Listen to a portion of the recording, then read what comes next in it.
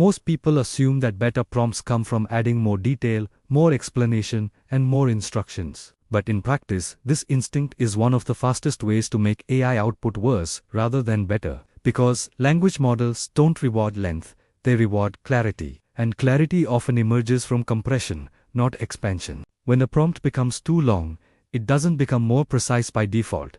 It often becomes internally conflicted. Each additional instruction introduces another constraint, another possible priority, and another opportunity for semantic noise. Humans are very good at resolving conflicting instructions by intuition, but models are not. They attempt to satisfy everything simultaneously, and when instructions compete, the model averages across them, which leads to diluted, unfocused output. This is why many users experience a strange effect where short prompts feel too generic, medium prompts feel sharp, and long prompts suddenly feel confused or off-target. The problem isn't that the model can't handle complexity, it's that the linguistic structure no longer signals what matters most. Consider a prompt that starts with a clear role and task, then adds multiple stylistic notes, tone requirements, audience assumptions, formatting rules, and edge cases. Each of those additions may be reasonable on its own, but together they fragment attention.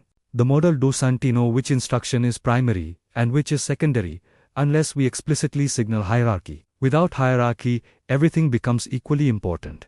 And when everything is important, nothing is. This is where prompt compression becomes a strategic advantage. Compression doesn't mean removing meaning, it means removing redundancy and collapsing intent into fewer, stronger linguistic anchors. A compressed prompt forces us to decide what actually matters. Instead of saying the same idea in multiple ways, we encode it once, clearly, and let the model do the rest.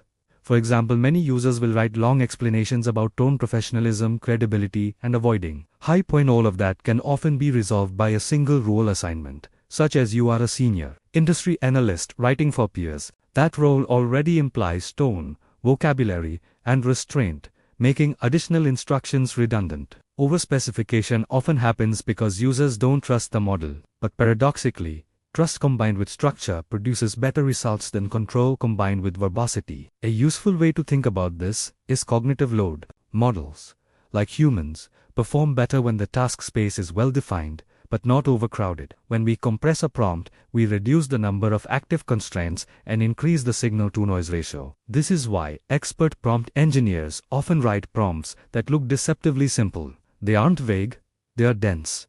Each word carries weight. Each phrase resolves ambiguity rather than introducing it. A practical rule we use is that every sentence in a prompt should answer a different question. If two sentences answer the same question, one of them is probably unnecessary. Another rule is to avoid stacking adjectives that try to steer output indirectly. Words like engaging, high quality, well-written, or professional are rarely useful unless paired with a concrete frame, because they describe evaluation, not instruction. Compression works best when we replace subjective adjectives with structural signals.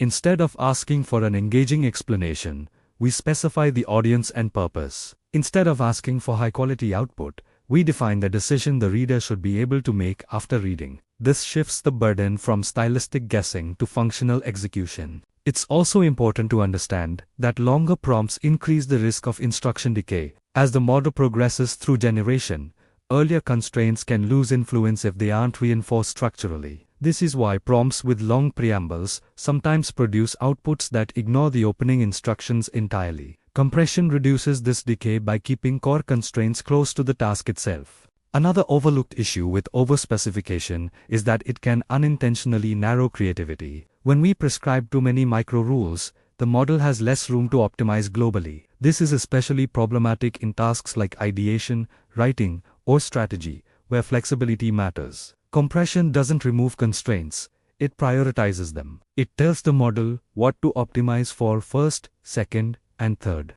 A compressed prompt is not shorter because it's lazy, it's shorter because it's disciplined. This discipline forces us to think like designers, rather than requesters.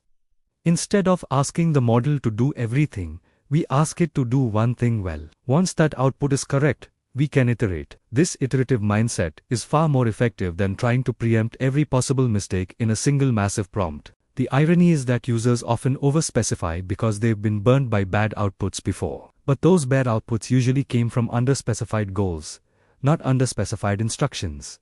Compression fixes goals first, instructions second. When we define the objective clearly, the model often fills in the rest correctly, without micromanagement. This is why prompt compression scales better across use cases.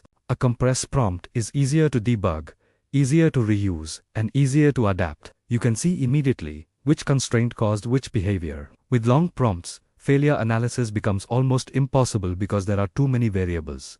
Understanding this shifts how we approach prompting entirely. Instead of asking how much detail to add, we start asking which detail to remove.